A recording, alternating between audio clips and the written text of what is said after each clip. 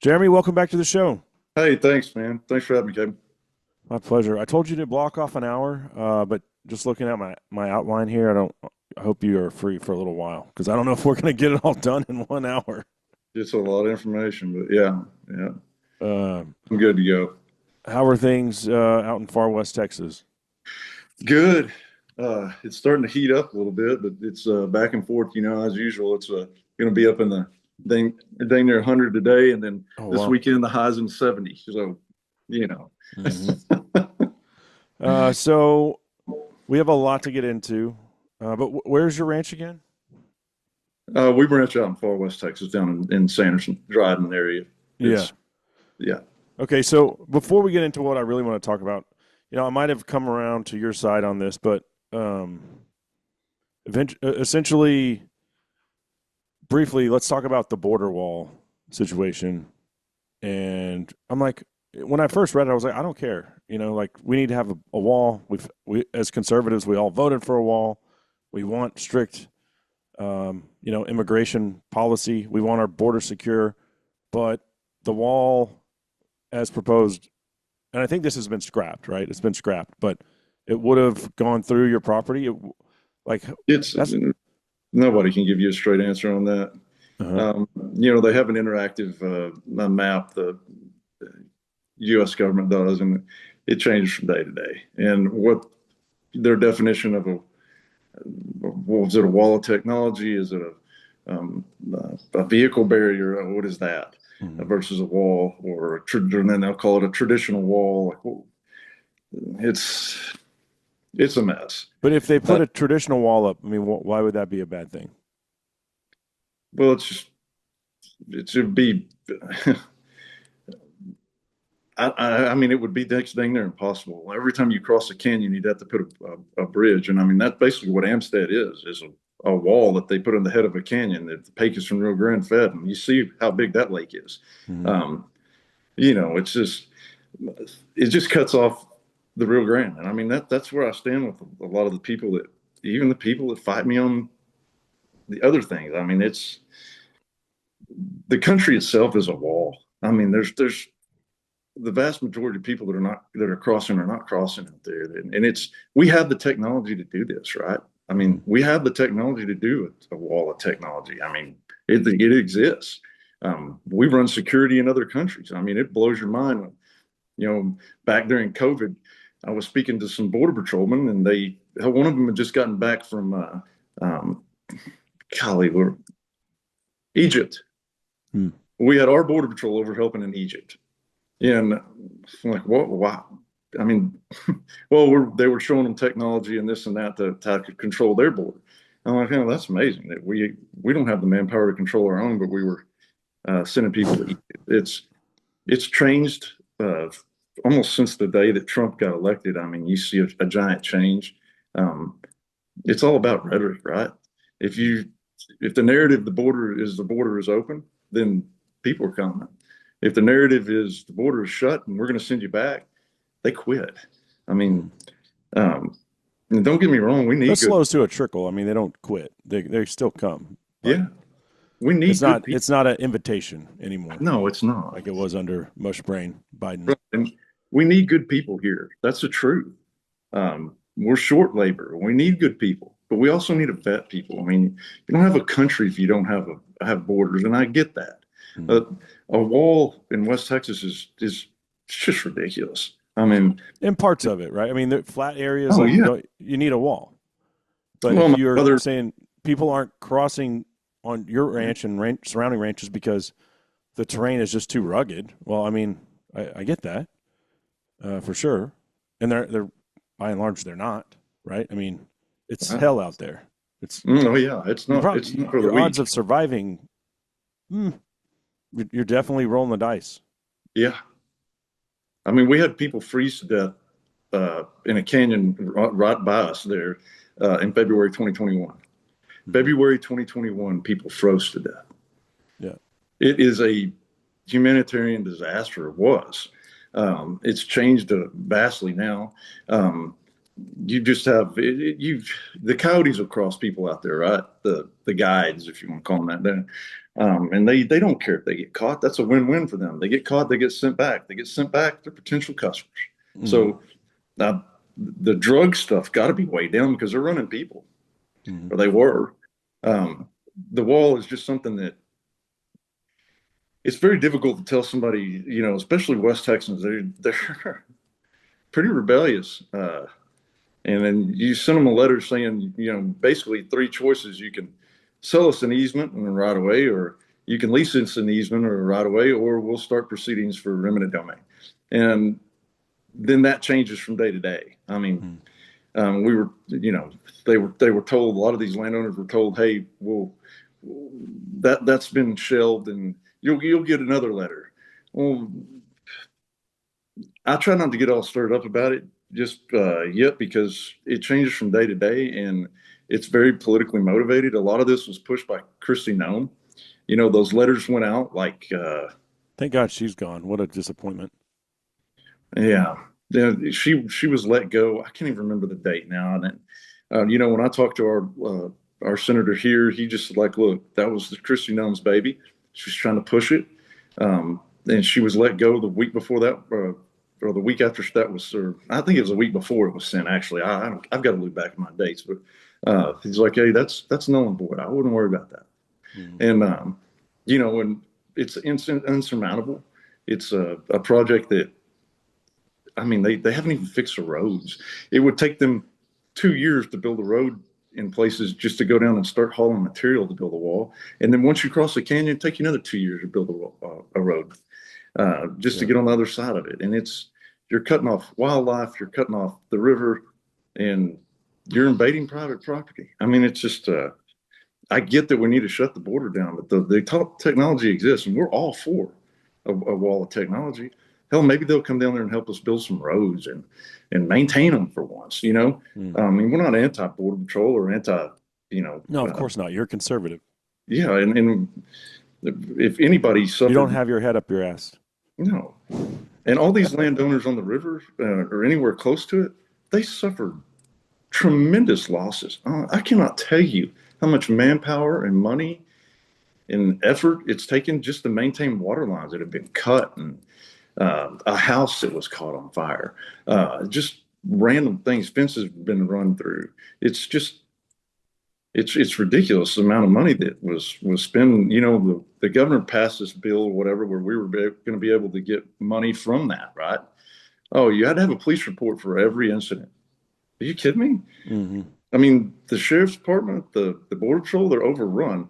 You think they're going to come out there and write us up a police report every time somebody cuts a water line? That's not realistic.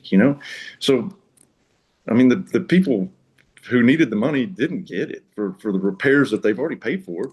And really, the way that it should have Shocking. been done. Probably some Somalian somewhere got it.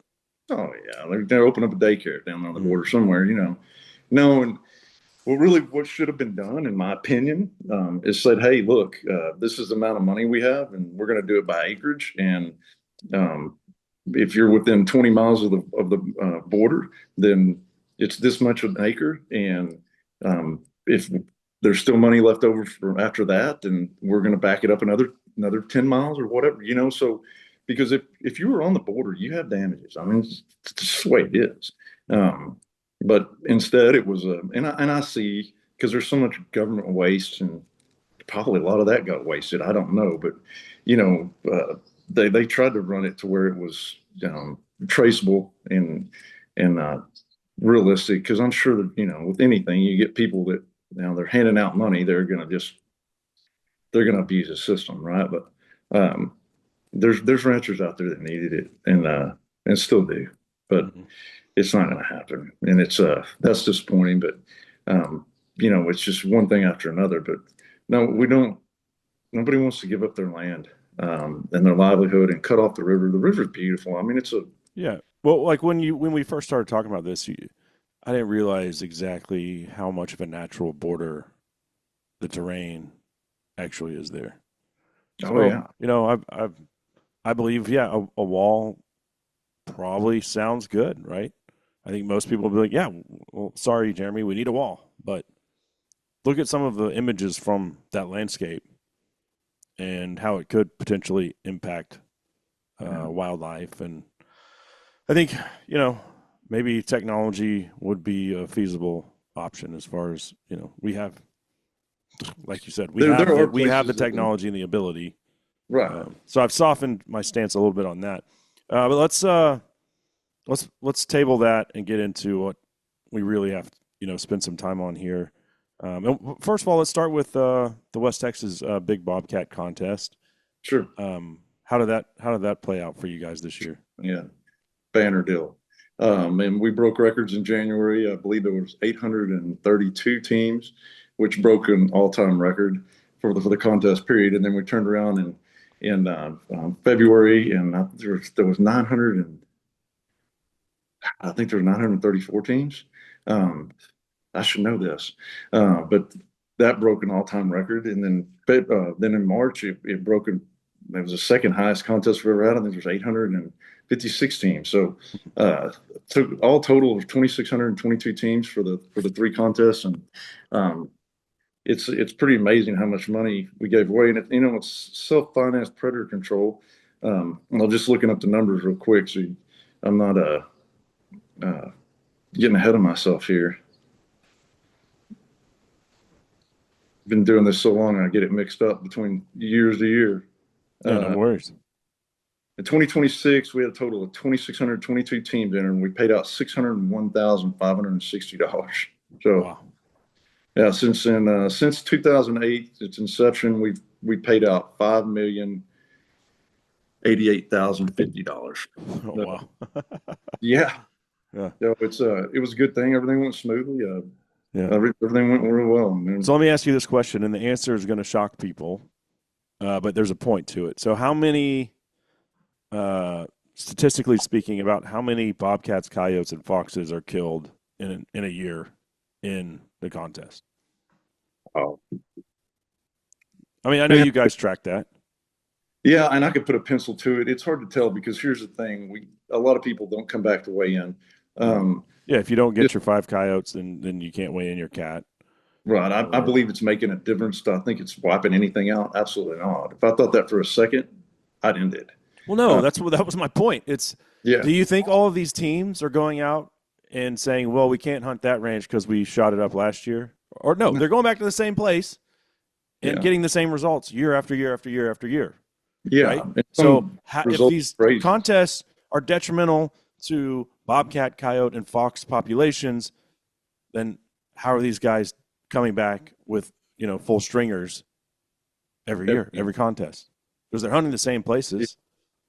Yeah, and this is a drop in the bucket compared to like the '80s when the fur prices were so high. And I mean, I remember my father taking me to school from Alpine to Fort Davis and just seeing a fox run over on the road, and he'd stop and pick it up. That thing was worth $45, right? Mm. And this is in like mid '80s. I mean, you compare that to what that'd be today, it'd be like $150 fox, right? Um, so back then, people were trapping them way harder. People were hunting them way harder because the fur price were up. It was a market thing, right? Yeah. And now the fur prices are a joke. There's still some things that are worth some money. Some bobcats. Not a lot of Texas pelts are worth a lot. No, not You got to not go not like it farther is. north. Right. And so they've got a lot less hunting or trapping pressure. Let's say that. Yeah. So you turn up the hunting pressure, which you're not going to go in and kill as many animals off of a place as you would if you purposely trapped it, right? Sure. That's where you kill a lot of everything, fox, Yeah. skunks, possums, everything. Just because you get indiscriminate kills or unintentional kills, if you want to call it. But yeah, it's not as big, or it's not as big of an impact as hey, Well, I'd say it's not an impact at all because these guys there's a limited amount of land and they're right, hunting the same places year after year after year and producing the same results. So the exactly actual impact is, minimal at best. minimum. When Um, you turn around and look at what Mother Nature will do, if you can go to if a team can go to a place and kill 60, 80 boxes off of one ranch, that's a plague. right. Um, and when that happens, that they're checking it. No different than when What does Mother that do to turkey nesting, quail nesting, foxes specifically? I shot a gray fox one time. I actually told this to our turkey program leader, Jason Harden, a couple weeks ago. I was axis deer hunting around Kerrville, and I saw this hen turkey with a bunch of poults. And I look over, and there's a gray fox stalking them 20 yards behind. Well, I mean, the gray fox is no longer with us, right? I shot it, but that's playing out everywhere. And and it's not like we hate gray foxes. No, they're cool. I like gray foxes. We don't want to eradicate gray foxes, but like every one that you shoot, well, that could be more poults and chicks on the ground, right? True. Which actually contribute to conservation through hunting licenses, through Pittman Robertson dollars. Gray fox is not really bringing a lot to the table there. Hate to hurt anyone's feelings, but it's the same with wolves, right? What are they bringing to the table?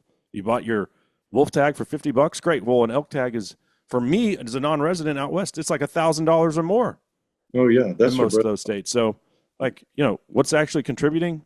Not the predators. So, to be clear, no, and there. if you don't go in there, like for instance, the foxes, like you get that many foxes in an area, like we have not had in modern days a rabies outbreak. Like that's serious. There's only been like 3 or 4 people ever survived rabies, and that was like with intensive nursing care. It's terrible. You don't see a lot of, you still see some in areas, but and for instance at the contest, the USDA guys, they'll show up, or government trappers, and they want foxes, and what they're doing is they can get months of work done in one day, because what they'll do is they'll turn around and these guys will donate their foxes, they kill them. Hey, what county did it come from? They tell them, okay, no problem. They're actually removing brain stems from those foxes and sending them I guess the state veterinarian, to test them for rabies. So they get months of work done in one morning. Yeah. And so there's still a lot of testing. I mean, I remember as a kid, they were flying like C-130s out and dropping what they called bait. It was poison. That was for government programs. And I think it would blow people's mind and understand how much money the government spends annually, your tax dollars spend on predator control. And so we catch a rash over it, but it's a privately funded predator control program that's like the world's never seen. I mean, now, are we wiping anything out? No. No, of course not. And it goes, and the same is true for a much larger predator. Yeah. So mountain lions. So let's go back to the fall of 2021, and that's when I first heard about this group called Texans for Mountain Lions, and Voldemort, who we can't mention, but we'll just call him Cuck Masters for now. Yeah. And him and his cronies had a list of demands for Texas Parks and Wildlife. Yeah. And Cuck has a real hard-on for mountain lion protection.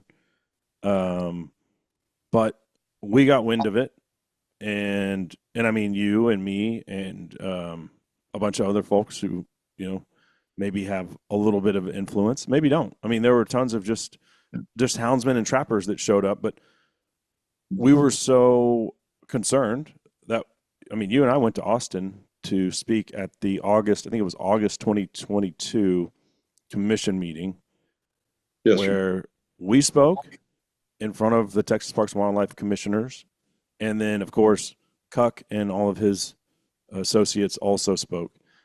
And let me be very clear. Cuck says he's not an anti-hunter, right? Yeah. But who showed up on his behalf? Who was on his team there? Well, Sierra Club, Center for Wildlife, Project Coyote, the CBD, Center for Biological Diversity. You had, of course, PETA. Basically, all of them, all of the anti-hunting orgs are in bed with Texans for Mountain Lions, and they're over there saying, no, we're not anti-hunting. Okay, well, then where are the hunters that are on your side? Oh, they don't exist, right? No. Because you are an anti-hunting faction. Yeah. And I actually had Cuck on the show. I think it was back in 2019, and do you know what the topic was? I can only guess. It was, he had called me out on social media for promoting some predator hunting contest. or it might have been posting a photo of, you know, the winning team and their hall. And this whole take was we have to ban these contests. So red flag number one, and then, you know, here we are 3 years later, and he's got this group, Texans for Mountain Lions, and all of the activist groups are there with him. So, oh, and you said Project Coyote, yeah, he runs with that group. Which did you see that?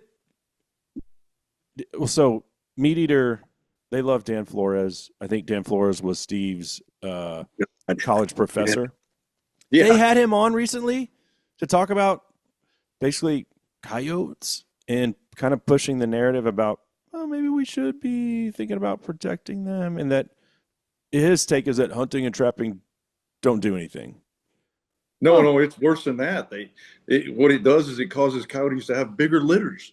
That's what he claims. Bigger litters right? when you kill them. I'm like, name one other species on Earth that does that. Are you telling me that after World War II, when all the men came back from World War II, all the women had triplets or quadruplets? And if that was the case, then I wouldn't worry about a mountain lion coming in and killing 60 head of goats, because guess what? They're all going to drop quadruplets. Yeah. I mean, that just makes no sense.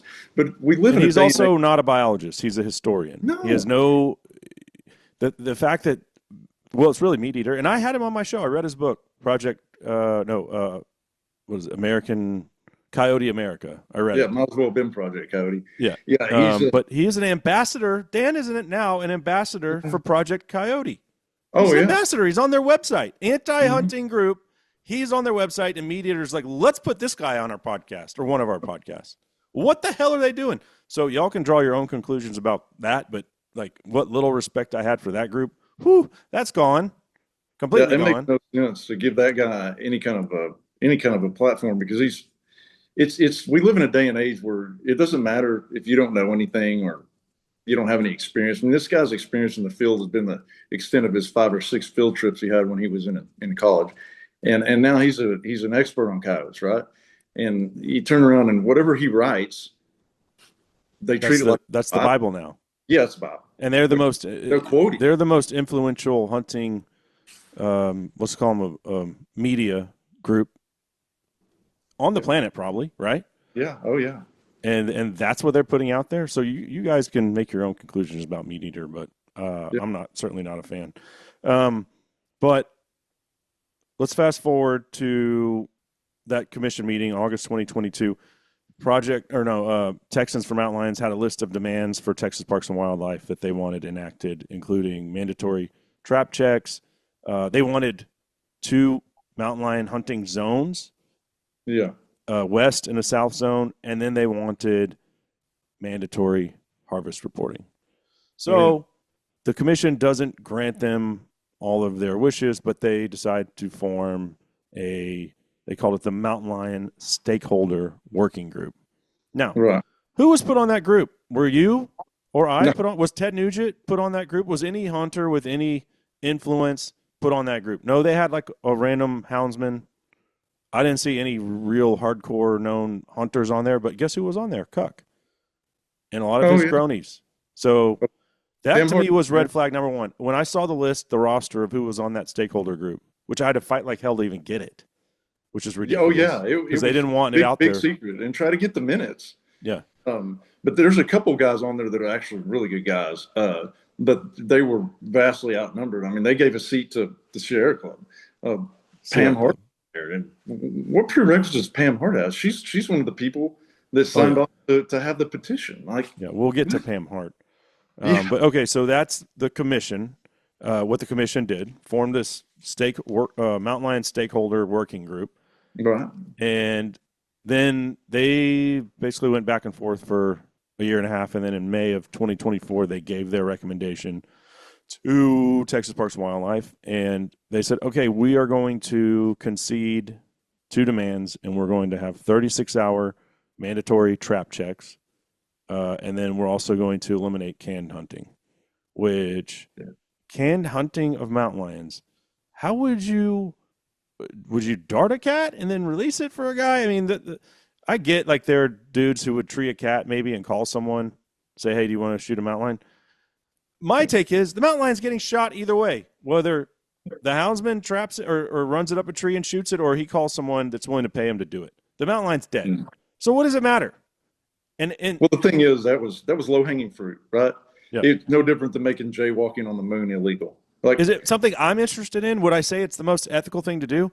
No, yeah, I'm not interested in no, getting a phone call. But that was happening so infrequently that, but they acted like, oh, Texans are doing canned mountain. No, no, they aren't. No, they aren't. The average Texan, if someone's lucky enough to shoot a mountain lion, they did it one of two ways. They caught it with hounds and shot it, yeah, but the average deer hunter is shooting them when they're stalking a deer feeder, and that happens a handful yeah. of times every year, and it's happening more often, which is crazy. How could it happen more often if we're killing all the mountain lions? No, they're damn near extinct. We're just, yeah, Yeah. it's more and more pictures of them on camera, more and more sightings, getting run over, right? They're getting run Yeah. over. Hell, there We was had we had one in stand- Collin County last summer. Collin Yeah, County. How this is like as urban as it gets, not yeah, counting downtown Houston or Dallas or Austin. I yeah. mean, Right outside of Sanderson, Terrell County, one got hit by a train cable. A yeah, train hit a mountain lion. Okay, I can hear a train coming, and I can't hear anything. right. So I mean, I don't. There can't. Yeah, there's So when they made those concessions, they were small concessions, right? right. Because canned hunting's not really happening, but they get the grandstand on that, and then Yeah. 36-hour trap check. Okay, but for me, even though those seemed insignificant, like that was the beginning of the end. You made a deal with the devil, Texas Parks and Wildlife, and Carter Smith, who was there, when we spoke in 2021, he retired, and now they have this dude named David Yoskowitz, who Yeah. is the head. He's the executive director of Texas Parks and Wildlife, and he was From California. yeah. He's from That's no California. kidding. And I'll tell you this, that's damn hard to find. That has been swept under the carpet like you would not believe. But I knew something was up because I look, and if you're from Texas, you're proud, man. I'm first generation, third, fourth, fifth, sixth generation. My grandpa fought at the Alamo. You are proud. Mm-hmm. Well, nowhere in this biography do I find anything about that. I had to hunt hard, hard, hard. And I finally found it. And it was on a site kind of like LinkedIn, but not LinkedIn, but like, native state, California. I'm like, well, hell. Not even a Texan. So how did this guy get appointed? Well, okay, we have to explain how, the logistics of how all this works. Governor Abbott appoints the commissioners. Commissioners then select the executive director. Correct. So that tells me that the commission has been infiltrated. That's the first thing. That's the first thing. No, it doesn't make you wonder. You appointed this dude, and we're going to talk about his past, which will shed more light on. Well, okay, you know that if the commission vetted this guy, then some of them have to be in agreement with his ideologies, right? So the commission's been infiltrated. I mean, it's not really hard to research it. I mean, hell, I had more trouble finding out where he was from than I did where he stood, and who he worked for. And that tells me just you and I know the inside on that. Yeah, so this guy's a total loser, David Yoskowitz. He's an animal rights activist because now here we are in 2026, and you're gonna tell us exactly the update. And I started getting these texts on either Friday or Saturday morning, and I was like, I wasn't following along. I'm like, people are just sending me screenshots of David Yoskowitz. I'm like, yeah, I know. He's the Texas Parks and Wildlife executive director. And then I went and looked on Facebook and saw your post. And so there's an update with what is now being proposed. And how did you come across it, and what is actually going on right now today in April of 2026? So there's another meeting coming up, and I've got the date. I need to look that up, but I have the date. I posted it on there too. But anyway, there's another Texas Parks and Wildlife meeting, and public comment is open right now for the next 30 days, right? So it's towards the end of May. I think it's May 27th or 28th. But there's public comment open, and it's little steps, right? It's baby steps. First, we got the 36-hour trap check rule, and hey, no more canned hunting, even though nobody was doing that, whatever.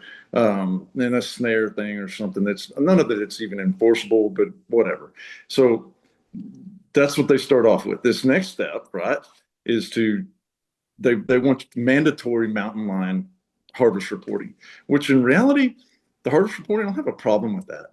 The problem that I have is the last year, what they were doing is guinea pigging a system for people to report on, right? Well, we'll just see if the public will report, right? They put this system together and a reporting system. You're supposed to call in voluntarily, right? Voluntarily. And say when a sighting or a kill, right? So if you had one on camera, you could go in there and say, look, hey, here it is. And I've been online looking at it, and it wasn't a big deal. And a mutual friend of ours from out south of Marfa, you know who I'm talking about. Mm-hmm. He's an unbeliever, and he's been in their camp, right?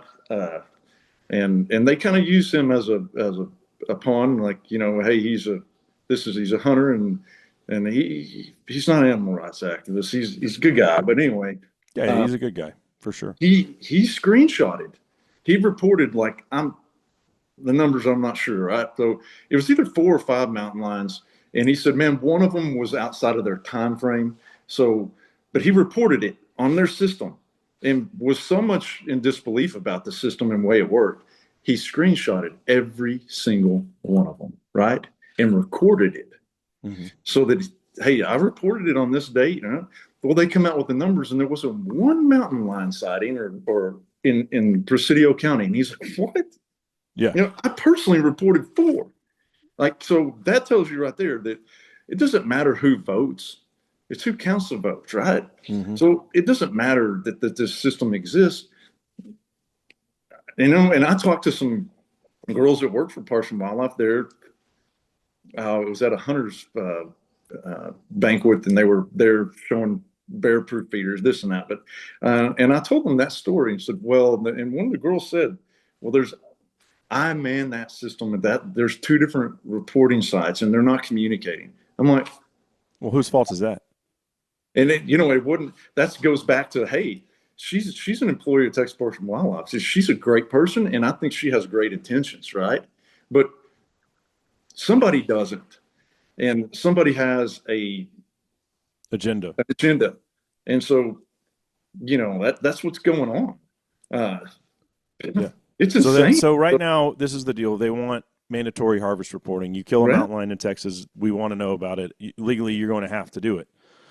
Well, my friend Chase Clark, within 30 minutes? Within 30 minutes. You have 24 hours to report a damn turkey, which is actually a game species. A game species. You have to report it within 24 hours, and they want you to report a mountain lion within 30 minutes, which is not a game species, which is a coyote, a bobcat, or a fox, essentially. That's what a mountain lion is in Texas. Okay, so one of those texts I woke up to, it was Saturday morning, from my friend Chase Clark, and he's got a ranch down there in Three Rivers.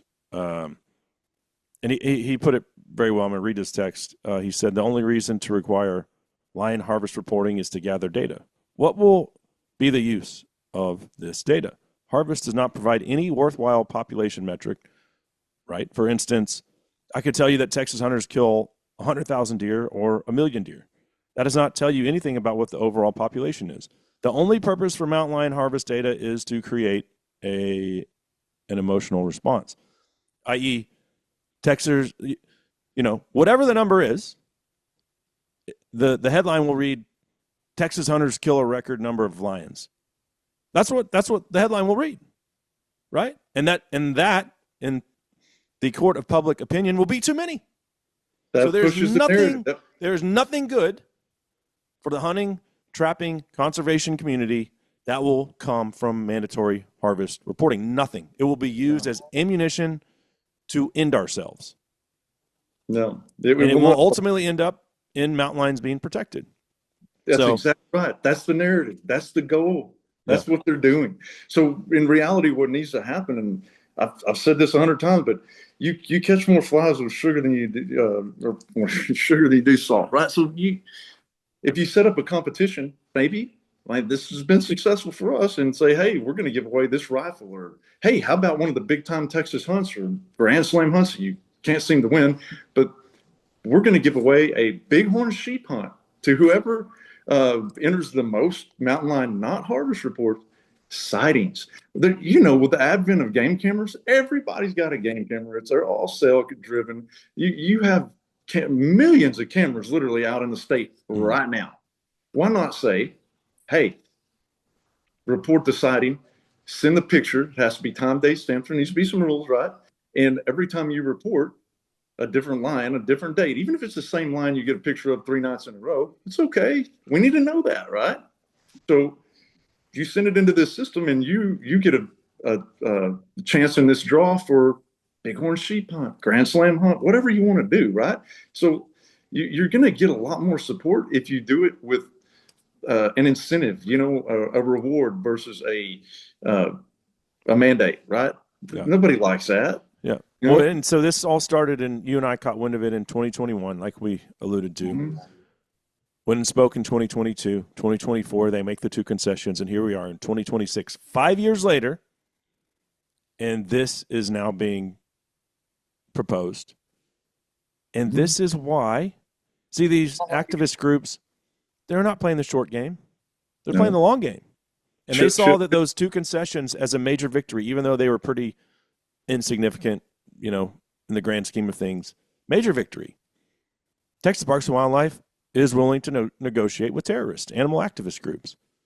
And they did. And now here we are, and here's the next chapter.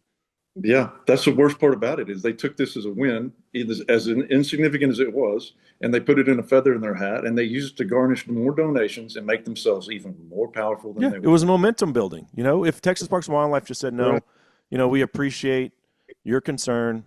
We're going to continue business as usual like we always have with mountain lions, which seem to be thriving despite the fact that they're treated like a coyote. Go away. Go back to your little corner, you freaks. But no, they're like, yeah, we'll make a deal with you.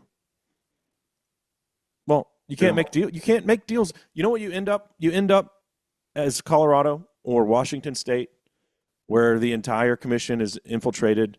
It's the same playbook. It's 100%. And if you're a sportsman and you were like, oh, when they made those 2 concessions in 2024, and you were like, oh, that doesn't really matter, you got your head up your ass. And now people listening to this show, by and large, are educated because they're consuming information. They're listening to the show. They're researching stuff. They're reading your Facebook post, which has been shared by Ted Nugent to literally anyone with a voice in Texas has shared that at this point. It's on the pro hunting side of things.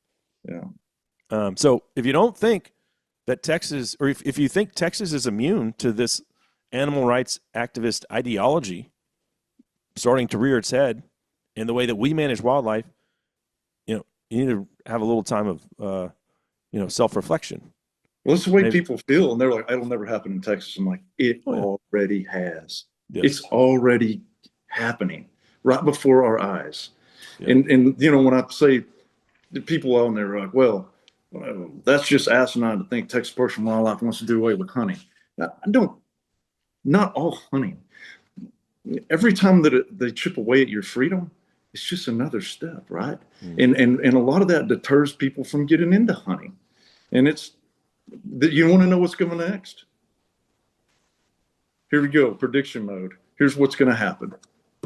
So SCI Foundation has funded their own mountain lion research project to prove how many are out there in South Texas, because that's the big deal, right?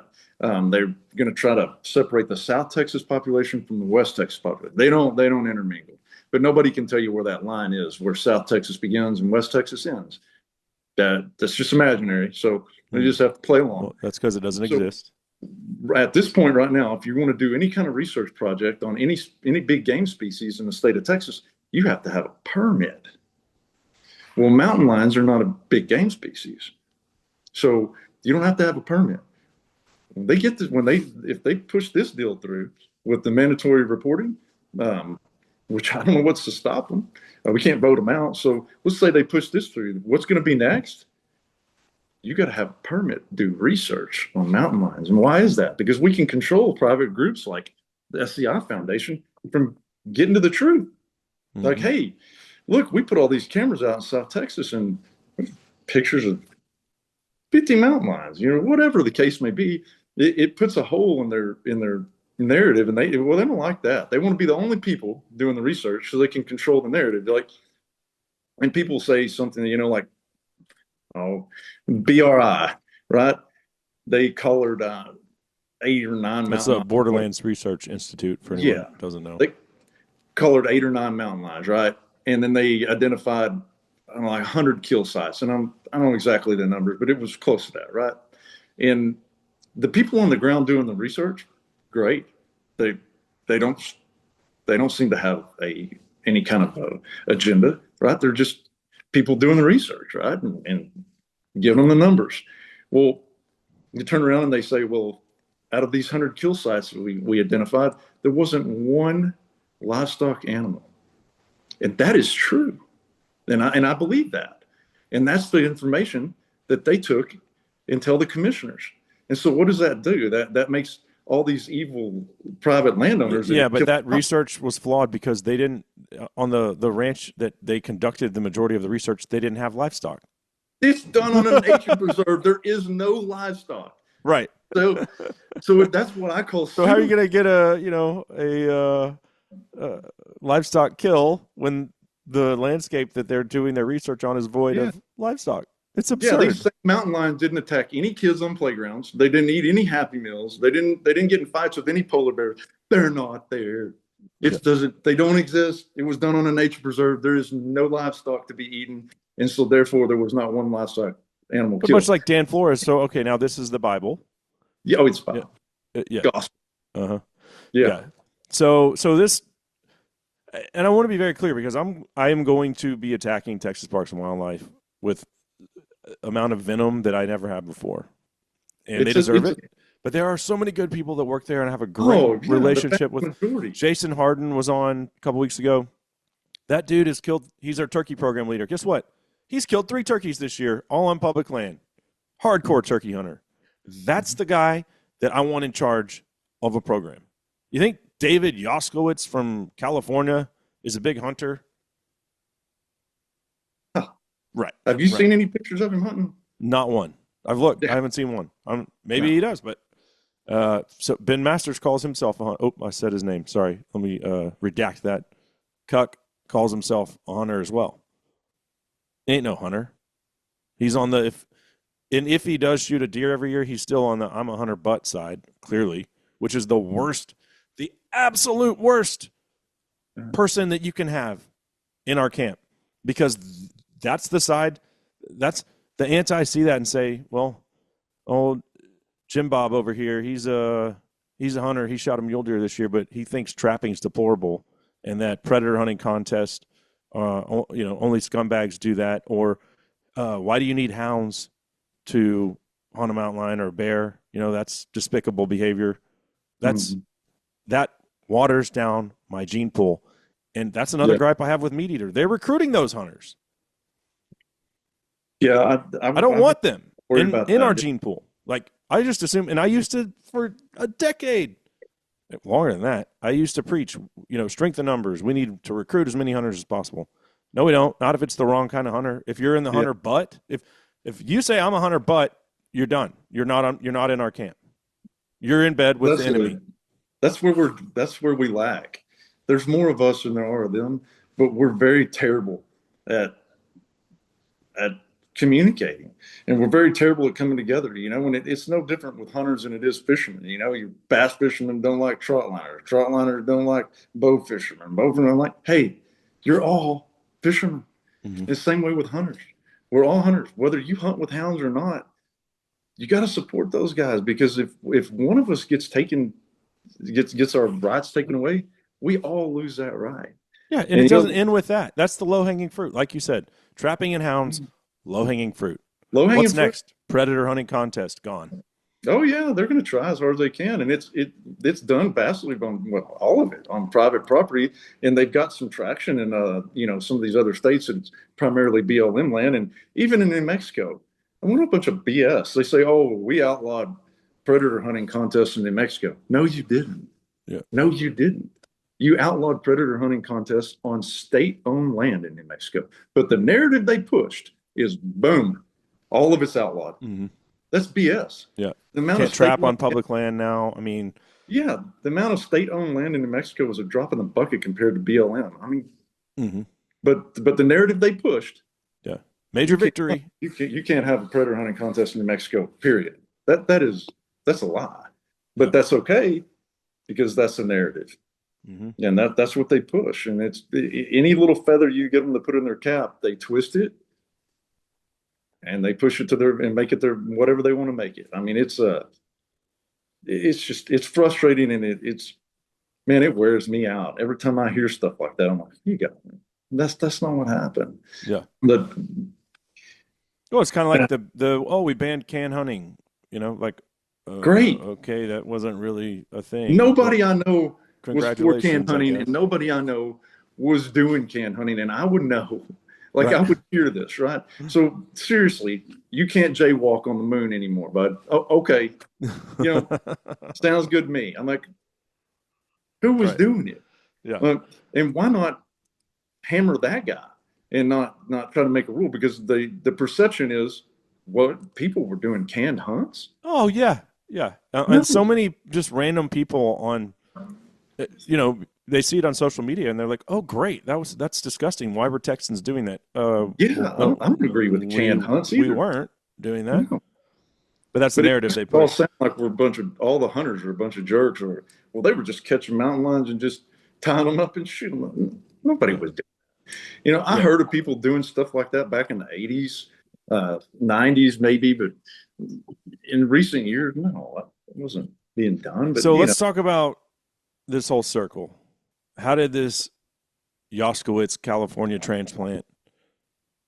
How did he become our executive director? And there's a lot of greenbacks to follow here. Got oh to yeah, follow the money trail. oh And yeah, Will and Pam Hart have a lot to do with that. I've got a Will Hart story. So the Harts own a big ranch. Well, I don't know if it's out by you, somewhere out there. Campbell. They just sold it. Oh, really? That's Oh. what I just heard. Hmm. Well, I've Yeah. got a. So they're activists. Pam Mhm. she's protested in person at the weigh-in, right, at the Oh big yeah. Bobcat contest. She spoke. She was on the Texans from Lions coalition. That's what they called it. Or, Mhm. it was Cuck and then all of his cronies on their website. She was one of them. But her husband Will, they used to actually allow a couple of veteran mule deer hunts annually Mhm. on their place. And the guy that was running this hunt for, at the time, Texas Trophy Hunters, told me this story. And I won't say his name because I didn't ask him if I could share it, but we'll leave him out of it. He said they did this hunt, and the veteran, and they bring the veteran and his family out there. It was really nice of the Hearts, right? Well, they shoot this old mule deer, that's what he was there to do. Shoot a mature mule deer, right? They shoot Mhm. this thing, they bring it back to camp, they have it there strung up, and they're gutting it, quartering it, and Will drives by, sees it, and loses his mind. He's the one that agreed to let them do the hunt for the veteran. Oh yeah. Loses his mind, immediately kicks everyone off the ranch, says, y'all can't be here. He was so pissed off. He said he threw just a massive temper tantrum and then said, you guys, y'all got to go. This is done. We're not doing this. I was like, but you basically invited us here to do this. And now he saw the dead mule deer and his emotions, he couldn't control them anymore. And he lost his mind. Mhm. That's the mindset, just to give a little background information on these people. But so how do they play into the commission and, behind closed doors dealings that are going on within Texas Parks and Wildlife that ultimately Money, lead to Yoskowitz getting appointed as our executive director? money, and not just money, generational money. He calls himself a philanthropist, which is a really nice way of saying that I spend somebody else's money, right? I mean, uh, Yeah. uh, his grandfather, great grandfather, grandfather, I guess, was a Houston Hart, the big newspaper mogul. I mean, here around San Angelo, we have a street named Houston Hart, right? Um, um, Big print mogul, big time, lots of money, lots of money. So that's where it all began, and they bought a ranch over in in far west Texas. It borders Big Bend. I believe it was 66,000 acres. Mm-hmm. And that's where I get a little bit confused on his family tree. I know that you've got Ed and a brother that were the sons of Houston Hart. Because they had this ranch over there, right? And they couldn't just give the ranch to Big Bend National Park, some kind of legalities. And I'm not even sure if they gave it to Big Bend National Park or Big Bend Ranch State Park. It doesn't matter. I think it's Big Bend Ranch State Park. I put National Park on there, but the details of that, it doesn't really matter. The ranch was given to a nature conservancy because it had to be handed off to I believe like a nonprofit so that they could accept the donation, right? With the intention that it's going to be given to the state, right? So how generous of them. Yeah, 66,000 acres. So when you do something like that, you really you buy yourself a seat at the table, right? Mm-hmm. And so now he's on the Texas Parks and Wildlife Foundation board, right? Which is not you're not elected in there. If you're a good boy or girl when you work for Texas Parks and Wildlife, you're a shoe in on the board, right? Play along, do your part. And then they garnish donations in the name of Texas Parks and Wildlife, and then turn around and buy them a thermal or a boat or this or that or equipment. And I'm not bashing the Texas Parks and Wildlife Foundation. I think they do a good thing, right? But if I were to start a San Angelo Parks and Parks Foundation and start garnishing donations and paying everybody on the board a big salary and give them a lawnmower every year, well, I would go to jail. Right. But the Texas Parks and Wildlife Foundation is involved with Texas Parks and Wildlife in a way. They're run separately, but they do good things. I mean, there's no doubt there's good people on that foundation, right? With anything, you can't judge the whole thing by one bad apple. And I'm sure he's on the board for that reason, right? It's money. It's all about money. It always is about money. I get how is he qualified? Right? Like, got a lot of money. Right, exactly. He has no qualification. No. Just said, here's, you can have a ranch, put me on the thing, put me on the board. Yeah. Well, I mean, he's a philanthropist, man. Right. Yeah. This is what scared me. What got them on my radar was, Pam basically protesting our contests, and not just protesting it to us. And we got emails from her starting back in like 2018. I just ignored them, whatever. I don't even know what this lady. She was not emailing us either as Pam Hart. It's using her maiden name, Pam something. So, and I really pay attention to it. I was like, whatever. You're just and I just ignored it, right? And then we were already starting to get some people coming in, kind of giving us a rash about it, taking pictures and this and that. And we had it at a public venue, and it was we moved it to the 4-H center there in San Angelo, and so anyway, 2020 rolls along, right? And Pam decides I had no idea what she was doing, right? She sent us an email. Are you really going to have the contest after the governor issued this mandate, right? There's a mandate with no large public gatherings. There's all this freaking COVID. Right. I was like, look, I ignored it. So next thing I know, I get a call from the guy who runs our Parks and Wildlife Department here in San Angelo. Great guy. And they're all very supportive of the contest, right? And he was like, hey, I just need to call you and ask you, like, are you guys still planning on having the contest? Yes. Now, well, let me tell you the reason I'm calling you. And he told me what was going on. And so Pam had Will, or maybe she did, but call Carter Smith. And Carter Smith, because he's a great guy. He's been on the show. I like Carter. Yeah, he's the one that kept all these Looney Tunes at check, right?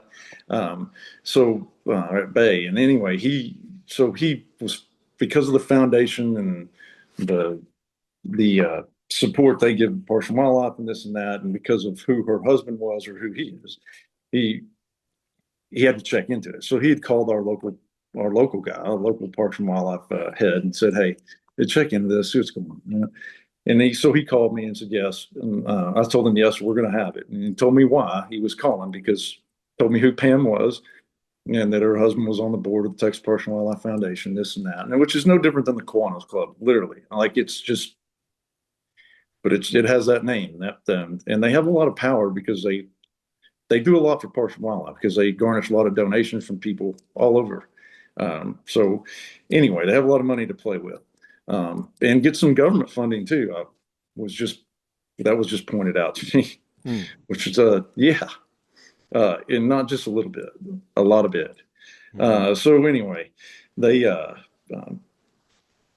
he told me what was going on, that she was inquiring because there was this governor's mandate, and I told them a mandate is a strong suggestion at best, right?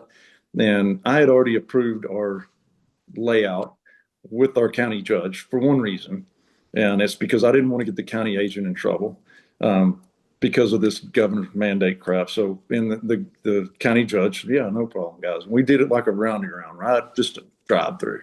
So the least But amount so at of, the time, hunting and fishing were not included. I mean, they were, you know, I forget what the terminology was, but basically essential. You could still hunt and fish despite COVID regulations. So they're coming at you because there's going to be a large gathering of people. around March 2020. Yeah. Yeah. Well, that was what the guys was, and this was, and I'm not a big time. I'm not a big fan of communism, and I don't believe in mandates, and I don't believe in following anything. If the government told me to breathe, I'd hold my breath. Just one of those people. And anyhow, he said, all right, no problem. Don't worry about it. And he said, I support the contest, blah, blah, blah. Yes, I do know that. And he was very, very nice guy. Still very nice guy. So he turned around and talked to her. I don't know if he called her or emailed or whatever. Boom. She emails us back within 15 minutes, said, well, I understand that you're still going to have the contest, and I will be there at the contest with other law enforcement to make sure everything goes smoothly. I'm like, other law enforcement? Like, boy, that was stupid. That sounds like you're impersonating an officer of the law. Oh, I screenshotted that and sent it to the game warden. And I said, hey, is she impersonating an officer of the law? Because it's what it looks like, it's what it reads like. He called me back, was like, hey, God dang, please don't rock the boat. I'll be there to intercept her. I was like, man, I really don't think she'll show up. I mean, I really don't. But you're like, well, I'll be there. But okay, no problem, whatever. So we go on about our business. We have the contest. I posted my son at the gate so that he could, and I told him, don't let anybody pull in here. Let them pull around. It's a roundy round, Anyhow, she sure as hell showed up, right? And Good job catching yourself there. No, I know it's hard for you not to swear. Yeah, I'm trying. You're doing a good job, man. So our phone calls are much different. Yeah. So she confronted us with the game warden, blah blah blah, and then nothing ever came of it. Right? There was another lady there from New Jersey taking pictures or whatever, and didn't appreciate me going over and taking a picture of her license plate. And said, "Wow, why did you do that?" I'm like, I don't know. You told me it was a free country. Well, that's when we learned a valuable lesson that 4-H center was public, right? And I couldn't kick them out.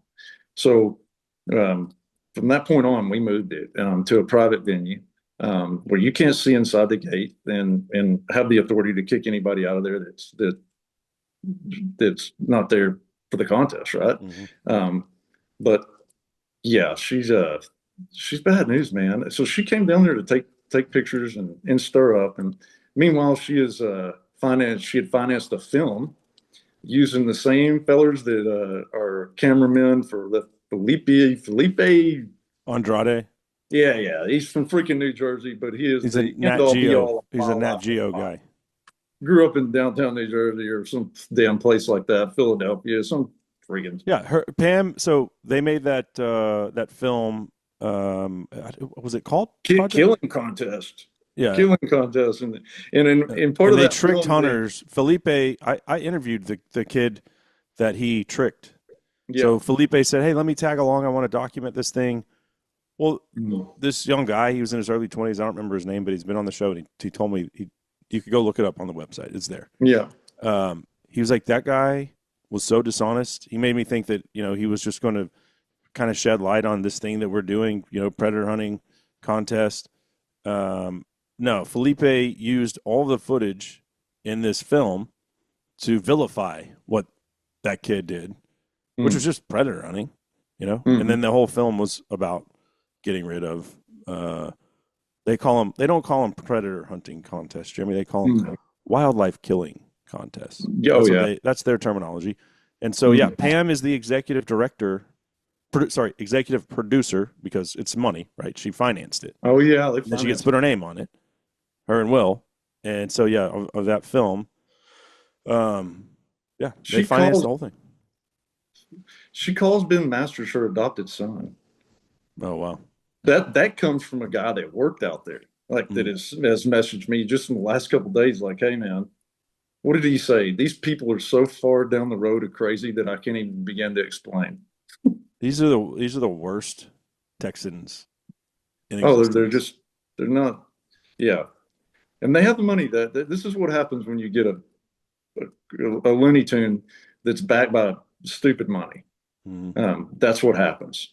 And that's what we're witnessing. And so she finances all these films, like all the stuff that Mr. Dover does, all that crap. So where does this play into Yoskowitz? Oh, so where are we going? I'm sorry. Let's get back. Okay. Yeah. So that was the end of that, right? Nothing ever happened from that.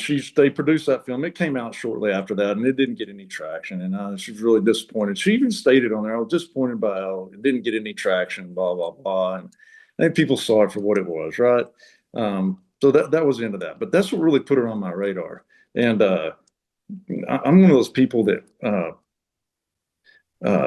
once you try to pee on me, I'm pretty vengeful, and didn't she literally try to pee on you? That's a whole nother story. No.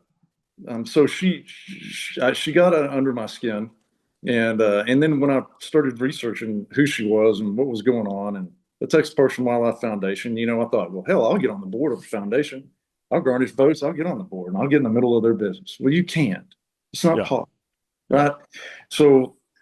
And then that's when I learned a lot about the foundation. They actually do a lot of good things, and I'm not bashing them in any way, because I really think they do a lot of good.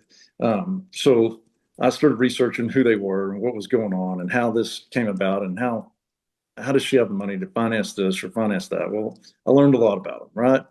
And the further I dug, the scarier it got, man. The scarier it got, because at that point, she said in one of her emails to us, I have some stuff coming.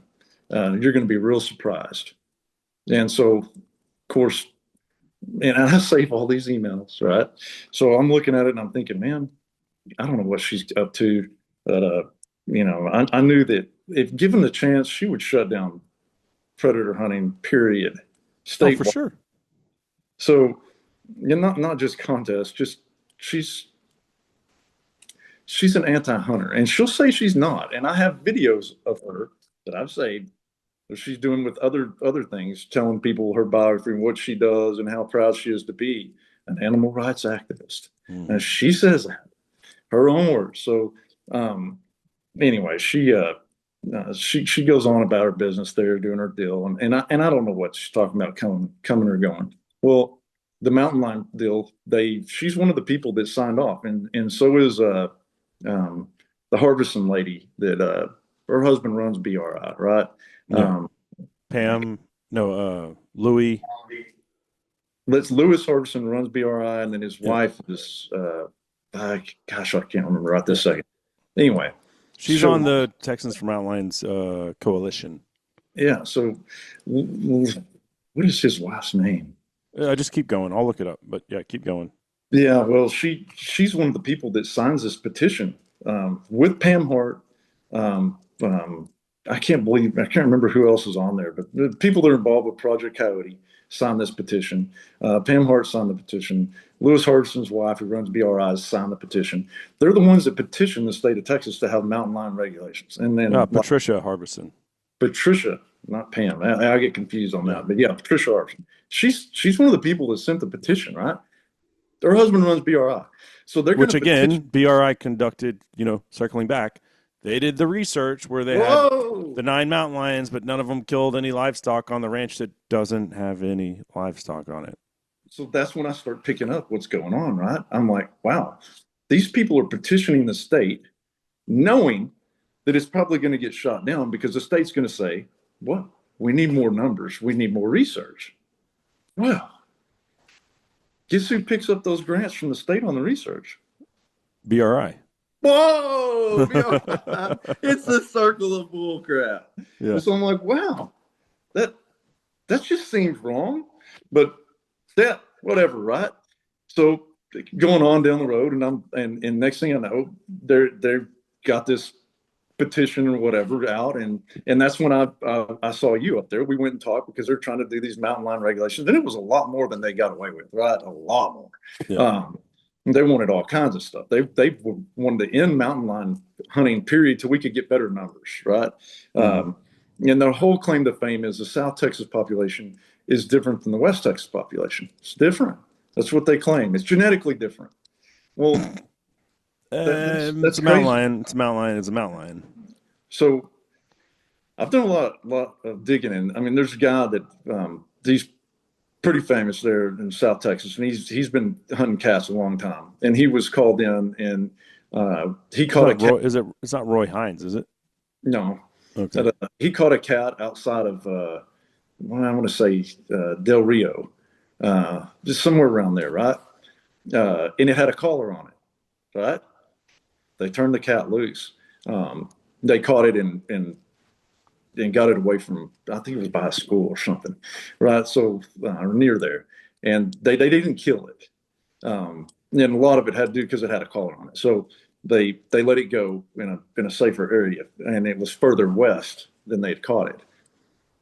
That same cat was caught in Eagle Pass like a month later. Same cat because it has the same collar on it. Oh, so, well, I don't know. Why did that not become public knowledge? Like, well, I don't know because how deep did you have to dig to find that?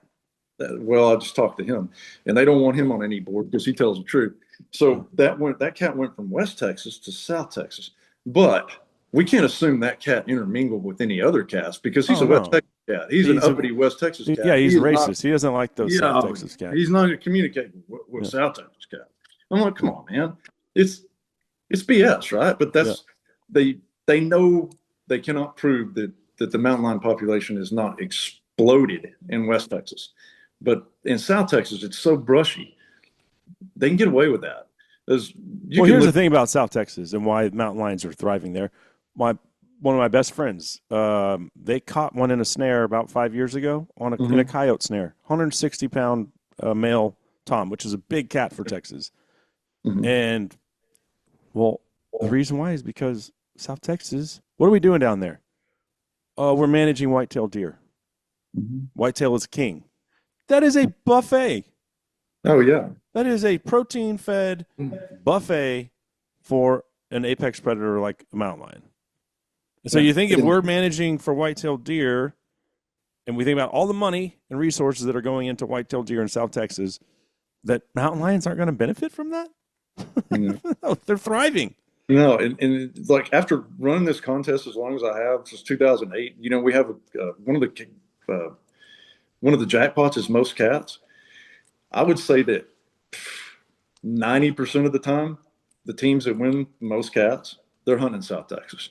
Yeah. And it's because the brush is so thick and the cats thrive there, right? They thrive. And they're usually not as big a cats as you see in West Texas that are having to fight off coyotes and this and that, but there's just a lot of them. Usually when you have a lot of anything, like you have a lot of whitetail bucks, you don't have any big bucks, right? There you got to thin them out, and it creates competition, this and that. You know how that works. But anyway, that's where most of the time the most cats come from is somewhere in South Texas all the time. And it's because it's really thick brush, this and that.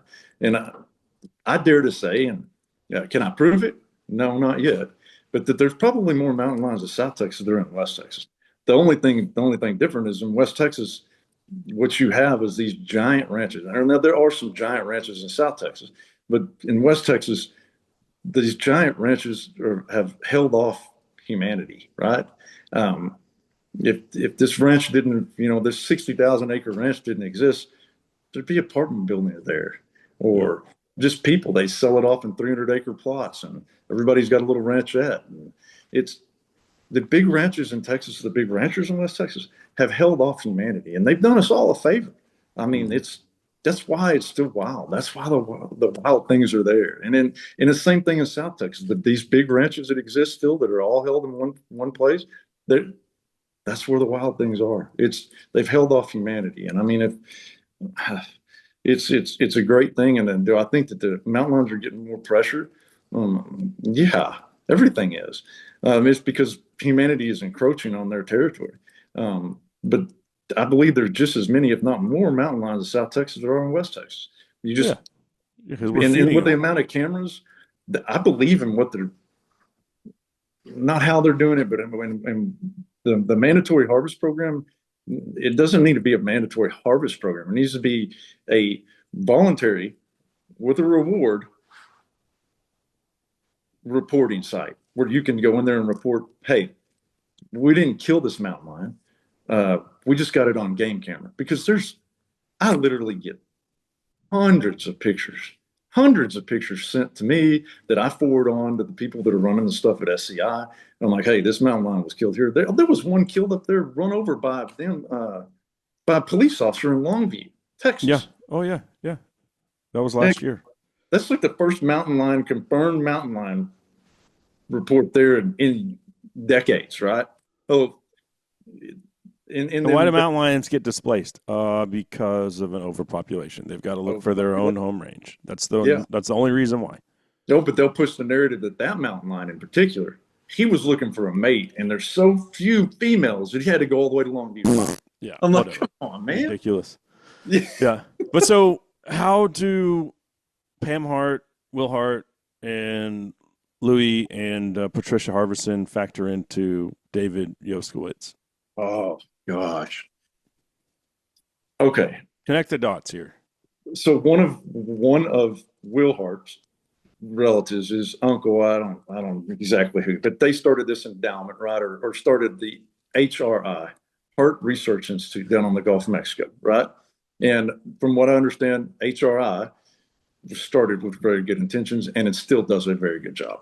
There's still great people that work there. Again, just like Texas Parks and Wildlife, I'm not trying to throw everybody under the bus, because the vast majority of people that probably work at HRI have great intentions, just like the vast majority of the people that work at BRI, Borderlands Research, and have great intentions and do a great job, right? That's not about them. It's about the narrative coming out of the management, right? Mm-hmm. So, and I'm not sure, HRI doesn't have anything to do with hunting. They do Gulf Shore studies on fisheries and this and that. And anyway, he started that deal, a lot of money. And it's still going today. And I think they're doing a great job, right? But that's what scared me to death. I started trying to figure out who this David Yoskowitz is. When Carter Smith retired and they hired this Yoskowitz, I'm like, who is this guy? Like, they bypassed everyone that worked for Texas Parks and Wildlife. Everybody that knew exactly what was going on and the ins and outs and the day-to-day things, everybody that was qualified that works for Texas Guys Parks that I've had on this show, I've been doing this 18 years, that were at Texas Parks and Wildlife 10 years before I started. They're like, nope, you're not getting an interview. No. Like, what? You know too much. You're not a yes man. So I look into this guy and I figure out that, and they're using this acronym, HRI. What the hell is HRI? And so sure enough, I look it up and it's Heart Research Institute. I'm like, no, this can't be right. Right. And so I'm looking it up going down the road in Colorado. I think I called you when I figured it out, because it was like, Heart, that's spelled the same. And so I just put in HRI and Will Hart. Boom, there they are. Will and Pam standing there with David Yoskowitz. He's been working down there for them for 15 years and was the head of it for like 2 years before he took over as the head of Texas Parks and Wildlife. I was like, what? This can't be true. This is a surprise she had coming for me, right? This Yeah. was a surprise, and I was blown away. I had to pull over and call you and be like, you're not going to believe this crap. Yeah. And you didn't. And I didn't blame you. And I was like, and I'm telling my wife, we're going on the road. I'm like, send that link to Cable. Send it to him. So I'm like, he's not going to believe this. And I was blown away. I spent 3 days looking into all this. I'm like, this can't be right. But sure enough, that's where he was. For 15 years, he's worked for these people. And is he an animal rights activist? I don't know. I don't know where the guy's. Well, here's what I know. He's been in his position in November will be 4 years, and it was quiet, and then now here we are. And that's the thing. Going back to what I said earlier, these activist groups are playing the long game. Yeah. So it's like, okay, we kind of let that simmer for a while. Time to amp it back up and revisit what is the next step in the ultimate goal of protecting mountain lions in Texas. And that is this mandatory harvest reporting. Yeah. Mandatory harvest reporting will only be used as, it's the silver bullet in the chamber. Yeah. To whip you over the head. Because if people don't do it, they'll say, see, nobody's killing anything. There must not be very many. If people do it, they'll say, see, they're killing them all. We cannot win.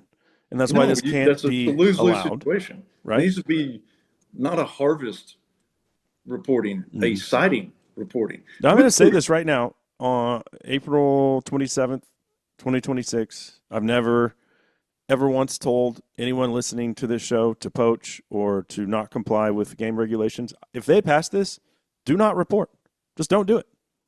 I mean, you turn yourself into possible criminal, but we have to stand up, man. This is absolutely absurd.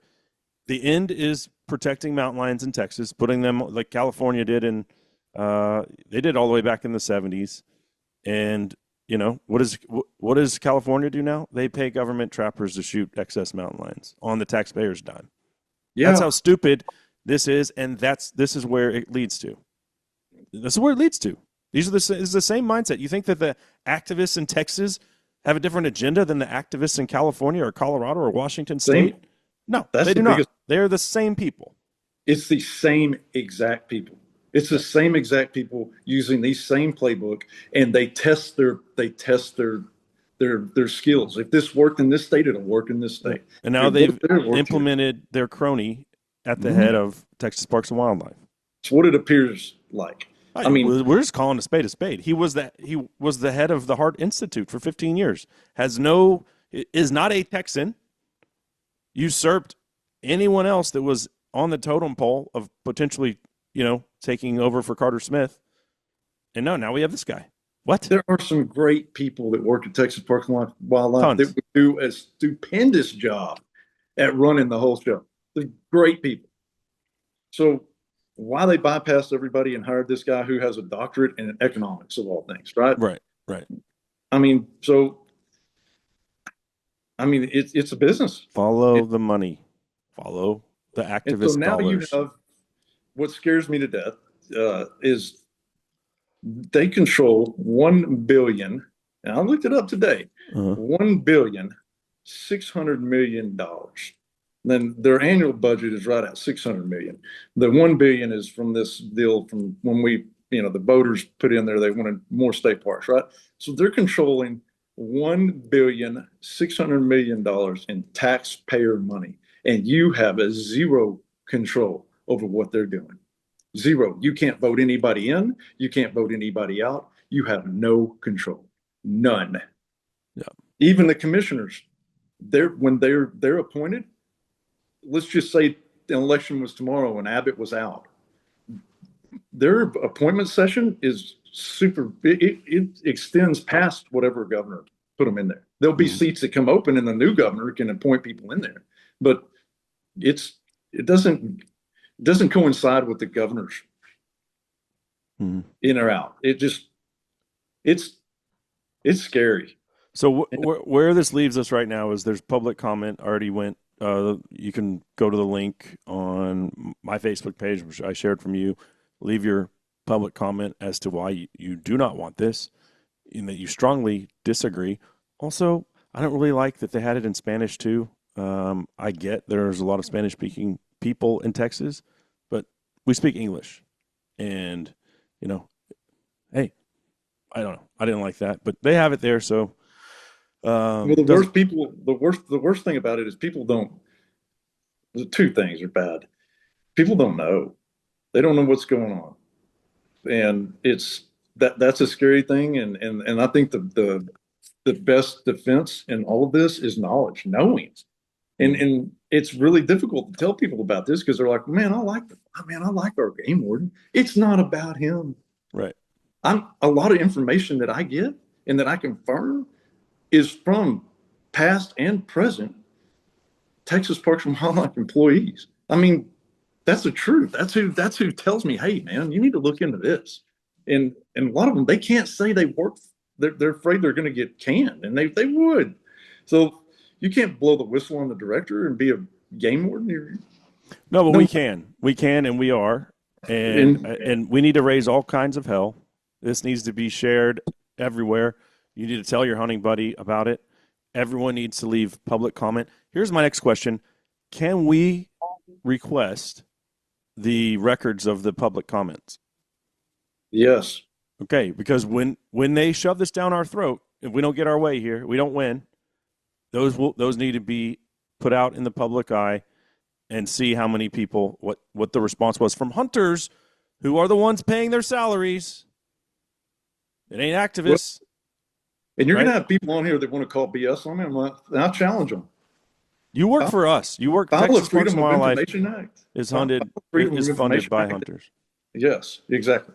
Yeah. File a Freedom of Information Act and ask for the emails between Yoskowitz and Pam or Yoskowitz and Will Hart. Do that. Well, we See what might you have get to, from man. that. Oh yeah, I bet it'd be pretty damn interesting. And you turn around We in should reality, like do that now. yeah. And what I've come to the realization, and this comes from people that are in the know at Texas Parks and Wildlife, from Jeremy.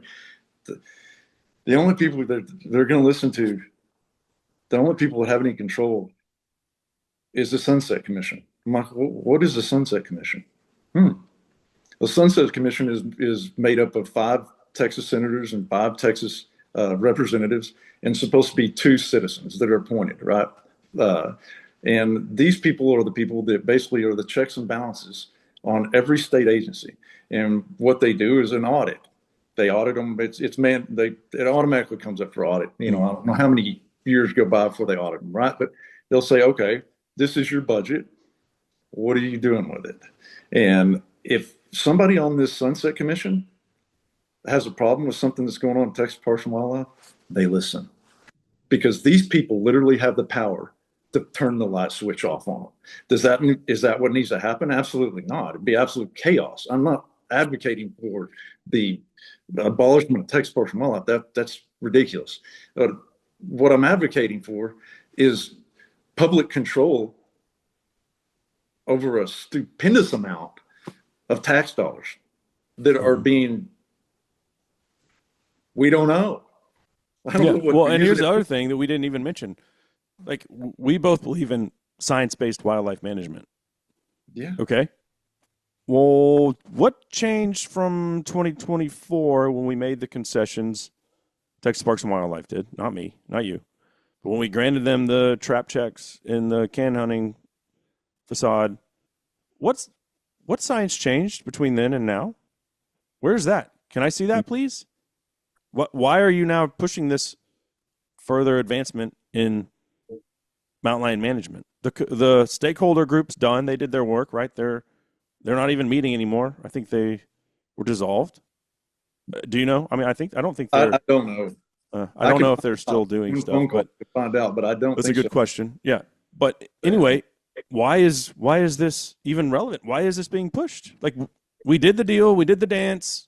You gave them their little victory, and of course, well, okay, it's because our new executive director is, influenced by money.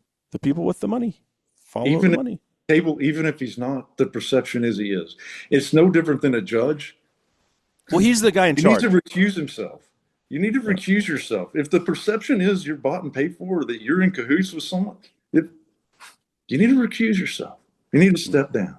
You need to do something different. This is not, if the perception is that you've been influenced, that's not a good deal. I mean, and what I was getting at with the Sunset Commission is that if your listeners know somebody on the Sunset Commission, there's representatives from all over the place. There's one here from Brenham, El Paso, New Braunfels, Manola, Midland. Um, it goes on. Houston, Humble, Austin, Hillsborough, Plano. Um, call them. Tell them what's going on. If they push this through, I foresee a lawsuit of hunters, Texas hunters, suing Texas Parks and Wildlife. Do we want it to come to that? But you're going to force our hand, and it's not because the harvest reporting, like theoretically, is a bad thing, but it's that, like you said, they're going to beat you over the head with it, regardless of what the outcome is. It's going to be too little, right? Oh, and that means we should protect them because we haven't killed enough, or we killed too many. Look what we're doing. We're wiping them out. There's no good outcome from this if they implement it. So once you've lost freedom, you'll never get it back. No. So we have to be adamant. Everyone needs to leave public comment. Like I said, share this. Share the Facebook post that Jeremy made. And what is it? Titled "The Wolves Are at the Gate" or "Inside the Gate"? Yeah, they are. They are, because and everybody always says that's the biggest deal I get is, are you sure? Yeah. And I have to be very careful what I say and what I put down on paper, because these people will try to sue me for defamation. I guarantee you they will. And I have not stated one thing that I can't back up 100% true. I will represent myself in court, because guess what? This is still a free country, and I have freedom of speech, and all I'm doing is pointing out what's going on. Mm-hmm. That's all I did. And it's up to the public to decide, because let me tell you, it doesn't look good. Do I know where his heart's at? No. Do I know where he worked before? And I know where they stand? Absolutely. That's provable. Well, it doesn't even matter. Like he's in charge. We haven't heard anything on mountain lions in a couple years, and now all of a sudden we have this dropped in our lap. But I mean, well, just connect the dots. Like it's common sense. And people say, well, they don't have the power he doesn't have the power to do this or do that. Okay, well then who does? Who's doing it? Pam Hart is on the Wildlife Diversity Board at the Texas Parks and Wildlife. Diversity. Yeah. No prerequisites. I love to have that terminology in wildlife management. No prerequisites. Can we get equity in there too? Can we get add inclusion and equity? I mean, Wildlife Diversity Board. How did she get on that? She just get lucky, I guess, maybe, because she's no prerequisites. Yeah. No. So just got a lot of money. And I mean, it's just no different than like, hey, me getting put on the board of NASA. I don't know a damn thing about NASA. Well, like you said, David Yoskowitz has a PhD in economics. Yeah. Where's the guy with the degree in wildlife management that he works at Texas Parks and Wildlife, but he got bypassed. Yeah. And you see all the stuff that's going on with CWD and the overreach there. It's also the guy that heads that up is a gay dude that's not from Texas. Why is he? Put a Texan in charge of that, please. No, that would make sense. I guarantee you, he doesn't hunt. So, and it's not. I'm not saying like there's anything wrong with being gay, but generally speaking, most gay people are not big hunters, and he certainly is not one. So, that's the CWD thing is a fight that's the problem here. Like me, I don't have enough energy for one fight at a time, man. And I'm,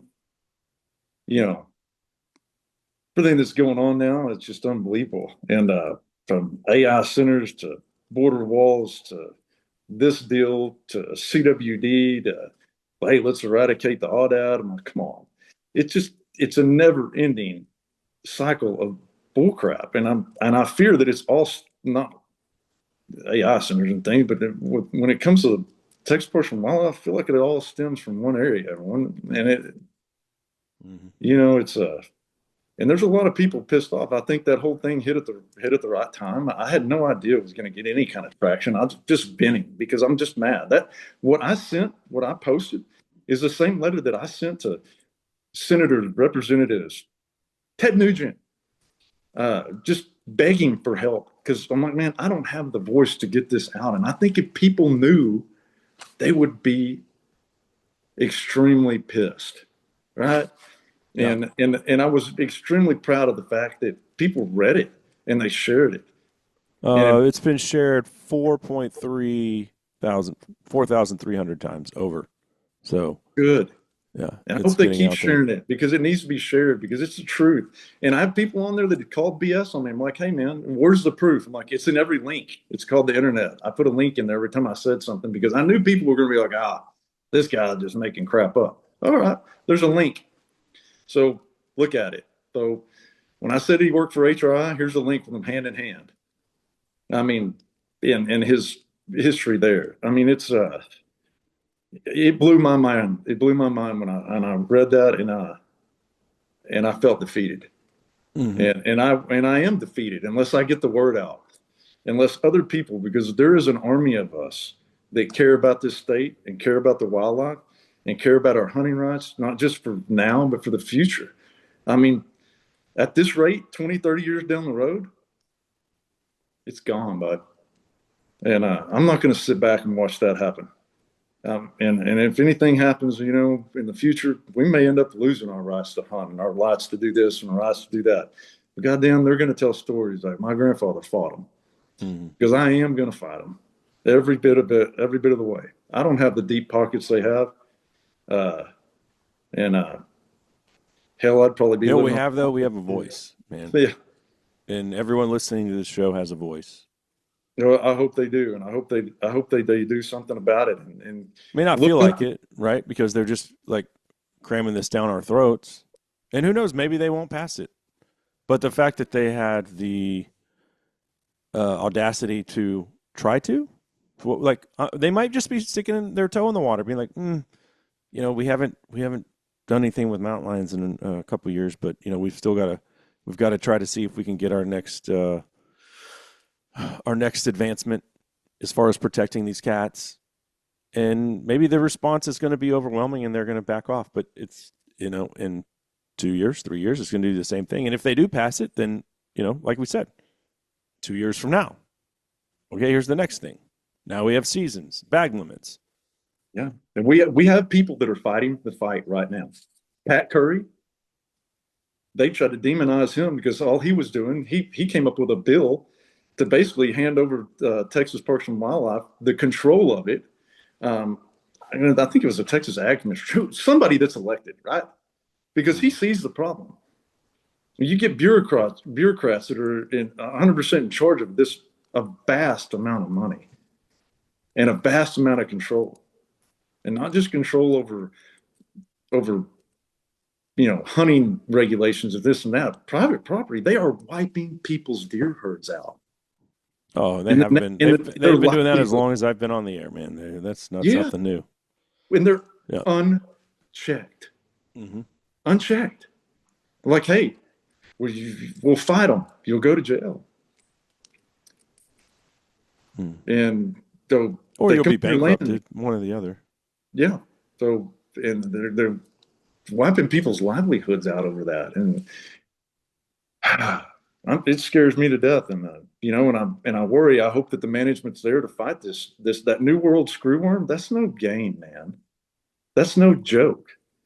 And we had a pretty mild winter, and we needed a hard winter to Mm-hmm. push them back. And it scares me to death. You talk about there won't be any deer to regulate. Well, Yep. that's a scary thing. And I hope the management exists there, and I hope that they're putting their time and effort into something important like fighting this new world screwworm and not worrying about mandatory freaking reporting Yep. of mountain lion harvest that you can use to whoop us over the head with. Like, Well, they are trying to fight that screwworm. They've I hope released so.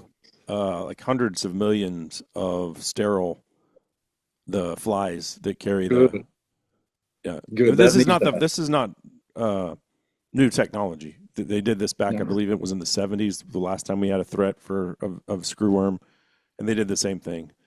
Released all these sterile ones, and it held it in check. So, The greatest generation beat it back. mm, Can we for do sure. the same? Is the question. Can we Yeah. do this? I hope so. Yeah. Because those men were different. They broke the mold with those fellas. Yeah. For sure. For sure. So, Well, right on, man. Well, we will continue to monitor the situation and, put as much piss and vinegar into this fight as we can, which is a lot. I mean, I told you, I didn't oh, yeah. say anything over the weekend because I was so angry, felt betrayed by Texas Parks and Wildlife again, and I didn't want to, go on some unhinged rant. But that's how I was. My wife was. We were driving to one of the kids' soccer games. She goes, Why are you in a bad mood? What's bothering you?" And I told her this whole spiel, and she's not a hunter. She's like, "Yeah, I don't really understand why that's bothering you so much." And I'm like, "That's because you're not invested in it like I am. Like it's not." I said, "But do you want your kids to be able to hunt? Do you want your grandkids to be able to hunt?" That's exactly right. She's like, "Oh Don't yeah, don't call your representative for you. yeah, Call them for your kids. Call them for your grandkids. Get involved. Because if you don't, you're going to be. You want this place to turn into California? Like, if you do, sit back and enjoy the ride. If you don't, you better roll your freaking sleeves up and get involved because yep, it's coming. It's already here, and they're not yep, playing games, and they have a stupid amount of money behind them, and they already have their people in place. So it's an uphill battle, and it's winnable. At this point, we can win. yep." If you let it go a little bit longer, it's Crocodile Dundee, man. So Oh, I mean, if they implement this, like our next move will be a lawsuit, and we're gonna have to sue our own state, basically agency that oversees hunting. Which I don't know how much of their budget comes from hunting licenses, Pittman Robertson dollars, but it's significant, and these folks need to understand who they work for. yeah, they do. Um, yeah, I had that money here or that It isn't bird information. watchers, I'll tell you that, or vegans that are doing any of the heavy lifting financially for Texas Yeah, Parks and Wildlife. and it's an open book. You can look at the budget and see, but um, it's a scary thing. You're also witnessing the largest government land grab in our lifetime for sure. I mean, with that the bill that passed for making new parks, well, they're buying up ranches all over the place. Look that up. Well, I mean, Biden he wanted the was it 40 by 40? 30 by 30. Sorry, he wanted 30%. Oh, Biden didn't want this. He didn't know what he was doing. Right. The people pulling the strings behind the Biden Mhm. puppet show wanted to implement 30 by 30, which was control 30% of the landmass, control 30% of the resources in the ocean adjacent to the United States by 2030. And that's why they're going. And it was, Keely Cavello out of California, American on One. She covers a lot of this stuff in detail. Um, but yeah, I mean, they're buying ranches to put what solar panels or this isn't land that's going into the public fund of like, oh yeah, you can draw a tag and go hunt there. This is just buying it up, locking it up. 30 by 30 is about keeping you off of the land, controlling the resources. So Yeah, it's a scary thing, man. Um, controlling the food supply. and you have no control over what they're doing. You cannot. If you're not happy, this is the way that government is supposed to work in a free country where, and I don't like the way this is going. Maybe I didn't like Biden or maybe I don't like Trump or I didn't like whoever. Well, I can vote him out, right? My vote counts. In this situation, you have no vote. Mm-hmm. You can go talk to the commission, and no doubt there's great commissioners on that board, right? But other than that, you can't vote anybody out. Mm-hmm. So So even let's raise some hell. That's what we're You going got to to do. raise hell. That's the way it is. I mean, It's the only recourse. it is. Well, Just man, keep I telling appreciate the the truth. time today. Thank you. Yeah. And I'm sure we'll do this again, whether we get a favorable outcome or we have to come up with our next steps to fight Okay, our own I understand Texas that Parks and Wildlife Agency. I understand that there's repercussions of this, and I want to commend you for your bravery and at least giving me a voice to get this out because just take care of me, go. I Yeah, appreciate it. absolutely, brother. All right. Appreciate you too. Adios. Adios. All right, man.